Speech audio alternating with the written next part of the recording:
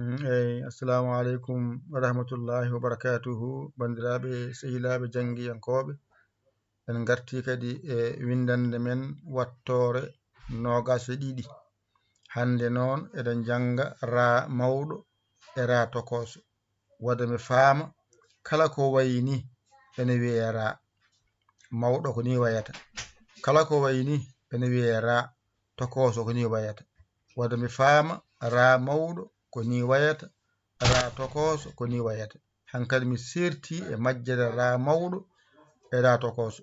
Jangde addira ko ha paama, famɗi heewi faam.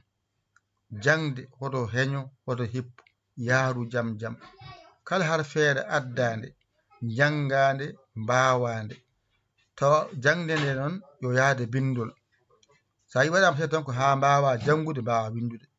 Janga ha mbawa ƴetta ko janguɗa mbawɗa ko, ƴetta kuɗol ma e karne ma mbañitoɗa ɗo mbaɗa ɗo ra mawɗo ra mawɗo ra mawɗo. So ɗiggi ɗo ra tokoso ra tokoso ra tokoso. Hankkadi noon ngara noon a winda gayni kippa deftere ma ngara janga mbiya ra mawɗo ra tokoso, ra mawɗo ko ni wayata, ra tokoso ko ni wayata. Mi andi hankadi ra mawɗo kala jimi ko wayni ko ra mawɗo, kala ko jimi ko wayni ra tokoso. Hankadi mi andi ɗo mi faami ɗo. On saha noon mi anda ra tokoso ra tokoso ra tokoso. Ɗo noon ekko tan masgal mi yara re ri ro ru. Woni ko ra re ri ro ru. No a haajumalaga an taw an himme ma tan yo won andude ngal ɗo alkulal no wiyete no windirte. Mi andan kadi ngal ɗo alkulal gotal janganmi mi wawa ngal kalɗo ra winda mangal mi jangat. Ɗo tan jangan mi wawa ɗo hankadi kalɗo ra tokoso winda mi jangat. Ɗo tan mbiyeɗa ya jangu an mo yiyata hay batte o haɗɗo mbasa yaada ga ar jiɓoyo ar tan kaɗa ɗo.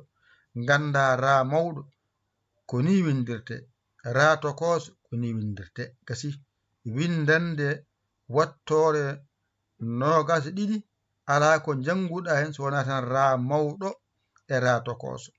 Sa andi ɗo gayni hankadi kalɗo ra winda ka jangowo wona a wawi ɗum jangude, hankadi a wawi ɗum windude, a serti e majjere ra mawɗo ko ni ra mawɗo wayata ni tan. Hankadi mi anda mi tesko, mi anda ɗo ko mi tesko.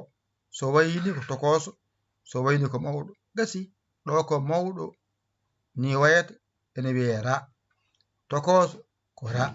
Gasi en manda ko ɗo woni ra mawɗo ra tokoso, ra mawɗo ra tokoso. Mbeɗa janga ɗum mbeɗa winda ɗum, mbeɗa janga mbeɗa jale, mbeɗa jeeɓa jalede ha ñande mbawmi.